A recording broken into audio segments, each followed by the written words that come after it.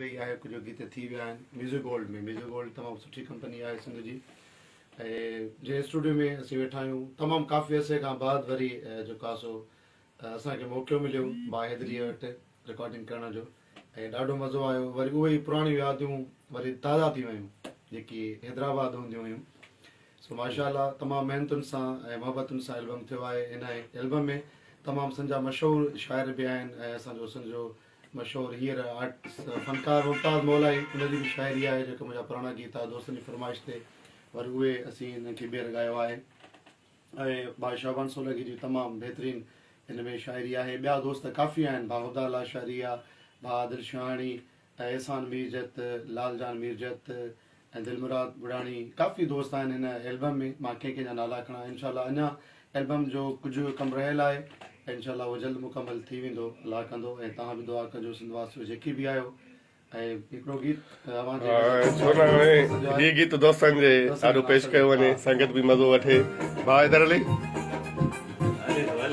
भले भले भले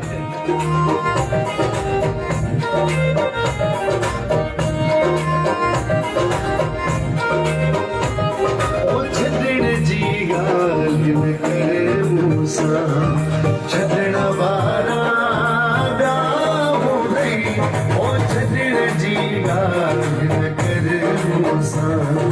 छॾण वारा ॿिया हूंदई, ओ पंहिंजा सौदा सिरनि जा अथई, ओ पंहिंजा सौदा सिरनि जा अथई।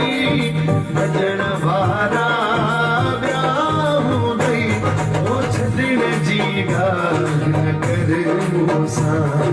छॾण वारा ॿिया हूंदई, ओ छॾण जी ॻाल्हि न कर मूंसां।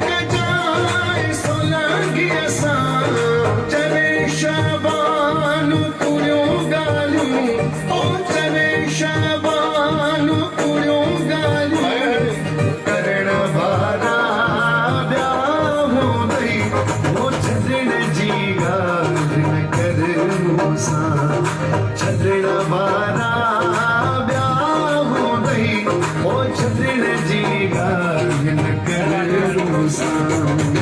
वाह वाह वाह, इहा हैदर अली शानदार रिकॉर्डिंग, महिरबानी था महिरबानी। ऐं फ्रेश एल्बम आहे, तमामु फ़ुर्सत एल्बम आहे। इनशाला अञा कुझु कमु रहियल आहे एल्बम जो, अलाह मालिक आहे।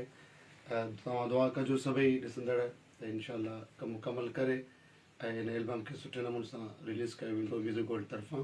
ऐं जहिड़ो प्रोड्यूसर आहे हाकिम अली चन्नो, तमामु बहितरीनु दोस्त बि आहे, ऐं असांजो प्यारो सुठो एडिटर भाउ हिज़बुल्लाह सुमरो, उनजूं बि महिनतूं काफ़ी आहिनि हिन एल्बम में, ऐं काफ़ी रंग लाईंदो इनशाला एडिटिंग जे हिसाब सां। अलाह पाक तव्हां सभिनी खे आबाद रखे, ख़ुशि रखे।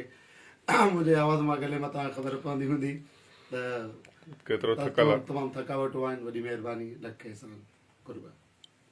वरी महिरबानियूं दोस्तो। संगत इनशाला वरी कुझु अरसे में साम्हूं वरी ॿीहर लाइ वेंदासीं, जेको कमु रहियल आहे उहो खणी तव्हांजे ॾाढो वॾी महिरबानी कुर्बान।